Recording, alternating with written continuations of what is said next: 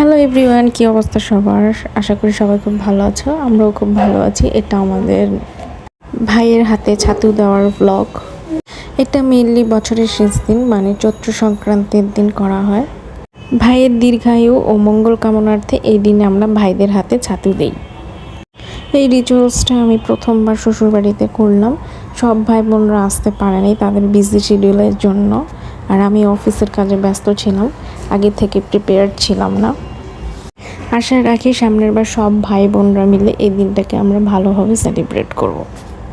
এই রিচুয়ালসটা কিছুটা ভাইফোঁটার মতোই। আমি ভাইদের সাজিয়ে দিচ্ছিলাম আমার ভাইরা যেন মেয়েদের নজরে না পড়ে, সরি, আমার ভাইরা যেন সুন্দর এবং ভালো মেয়েদের নজরে পড়ে, জাস্ট ফর ফান।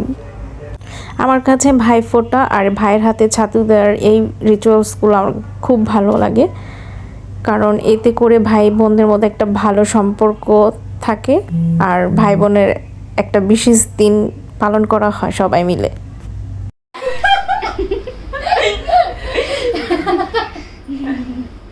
একটা ক্যান্ডিড ছবি নিতে পারছো না ভাই?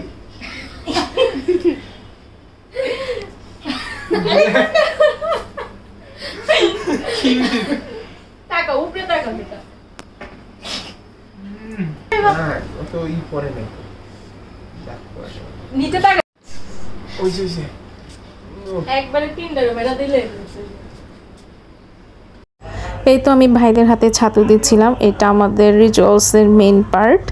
এই ছাতুটা প্রসেস করার জন্য লেগেছে জবের ছাতু, দুধ, মিষ্টি, দই, ঘি, মধু, এই সব কিছু একসঙ্গে মিক্স করে এই ছাতুটা বানানো হয়েছে।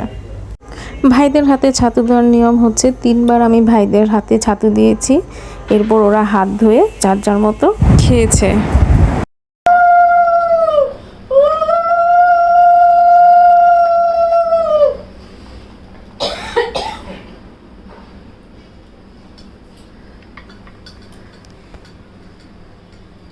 হ্যাঁ বলো, ভাইয়ের কপালে দিলাম ফুটা, জমের দুয়ারে পড়লো কাটা, 3বার বলো।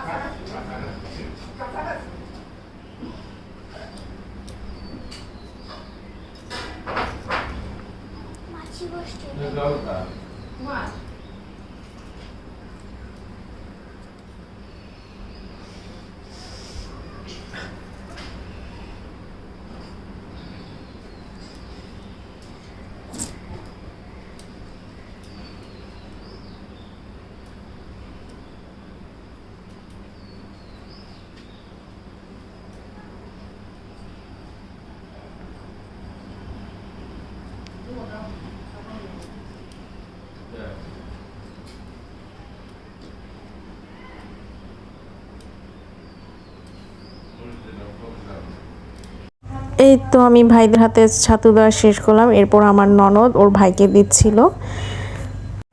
এরপর সবাই মিলে আমরা খাওয়া দাওয়া করলাম। আমাদের চৈত্র সংক্রান্তিতে নিরামিষ খেতে হয়, তাই ভাইদের জন্য নিরামিষ আয়োজনই করেছি।